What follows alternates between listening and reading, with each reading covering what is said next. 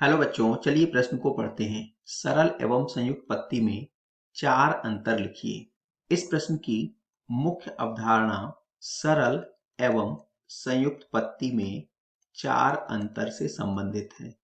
तो सरल एवं संयुक्त पत्ती, तो पत्तियां पौधे का प्रकाश संश्लेषण संपन्न करने वाली संरचनाएं हैं जो वायवीय भागों अर्थात तनों पर देखने को मिलती हैं।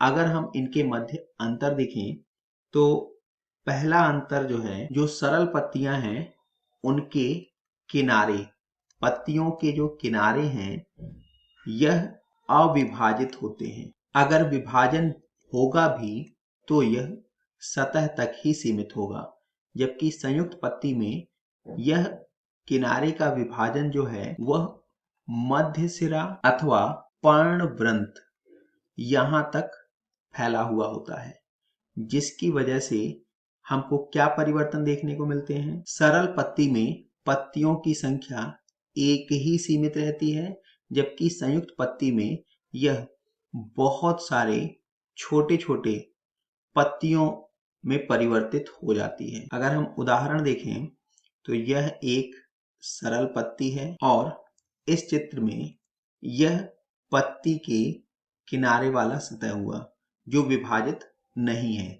लेकिन अगर हम संयुक्त पत्ती में देखें, ये कुछ इस प्रकार से पत्ती है जिसमें ये पार्श्व सिराएं हैं, लेकिन जब इसमें पत्ती का किनारा विभाजित होगा तो यह विभाजन कुछ इस प्रकार से अंदर तक पर्णवृंत तक, या ये पत्ती का मध्य सिरा हुआ तो इस पत्ती के मध्य सिरे तक ये प्रसार हमको देखने को मिलेगा इस प्रकार से। और इन सब परिवर्तनों के दौरान पत्ती जो है वह छोटे छोटे टुकड़ों में विभाजित हो जाती है। तो यहाँ पर बहुत सारे हमें पत्तियां देखने को मिल रही हैं जो पत्तियों के किनारे के विभाजित होने से हुआ है। तीसरा अंतर अगर हम देखें तो सरल पत्ती में कक्षस्थ कलिका, यहाँ पर कक्षस्थ कलिका देखने को मिलती है।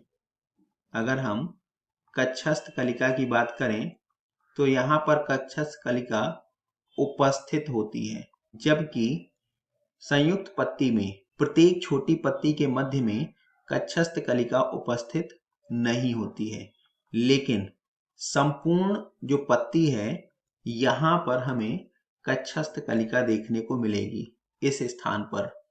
लेकिन अगर हम चाहें कि ये प्रत्येक छोटी पत्ती के कक्ष में मिले तो ऐसा देखने को नहीं मिलता है। चौथा अंतर, अगर हम पत्तियों के व्यवस्थित होने के क्रम अग्राभिसारी क्रम को देखें तो यह अग्राभिसारी क्रम सरल पत्ती में तो उपस्थित होता है, लेकिन संयुक्त पत्ती में ऐसा देखने को नहीं मिलता है। और अंत में अगर हम उदाहरण देखें तो सरल पत्ती उदाहरण के लिए जैसे अमरूद, पीपल इत्यादि में पाई जाती है, ऐसे ही संयुक्त पत्तियां नीम, बबूल इत्यादि में देखने को मिलती हैं। आशा करते हैं आपको समझ आया होगा। धन्यवाद।